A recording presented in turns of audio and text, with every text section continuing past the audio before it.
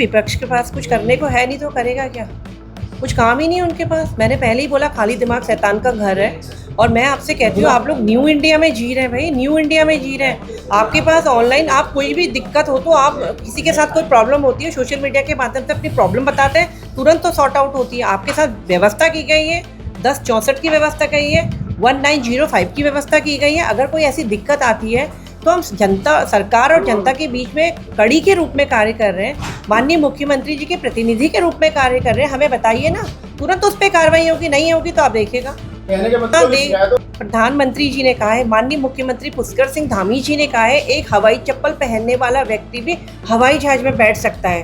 हमारे सरकार की विचारधारा के लक्ष्य अंत्योदय, पथ अंत्योदय, प्रण अंत्योदय।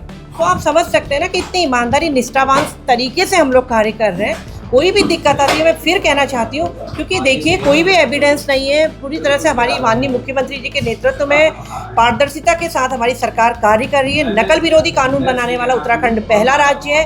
और उसके बाद देखिए सामान्य नागरिक संहिता कानून बना, आपने देखा। वास्तव में भारत को, जो हमारा उत्तराखंड है, भारत के मानचित्र में अलग से स्थान रखता है।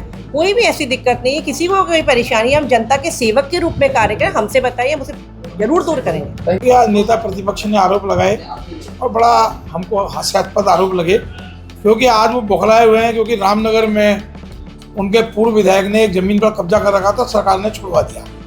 और पूरे प्रदेश में कहीं कोई भ्रष्टाचार जैसी जगह कोई स्थान नहीं है। 150 से ज़्यादा कर्मचारी अधिकारी गिरफ्तार किए जा चुके हैं और नेता प्रतिपक्ष बहुत सीनियर नेता हैं। कोई उनके पास संज्ञान में विषय है तो इस प्रकार मीडिया में जाने के बजाय माननीय मुख्यमंत्री जी को अवगत करा सकते हैं। मैं समझता हूँ माननीय मुख्यमंत्री भी उनका सम्मान करते हैं, तुरंत कार्रवाई होगी। और अगर वो कहीं भू माफिया जो अवैध रूप से कॉलोनियाँ काट रहे हैं, उनके दबाव में बयान दे रहे हैं, तो मेरी उनको बड़े भाई के छोटे भाई के नाते सलाह है कि वो सकारात्मक चीज़ों पर ज़्यादा ध्यान दें।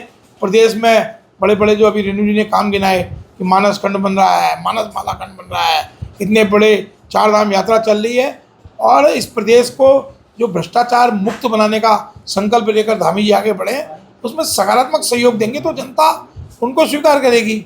और अगर खाली अपनी छोटी वाहवाही के लिए अगर इस पर बयान देंगे, उनका ही सम्मान कम होता है।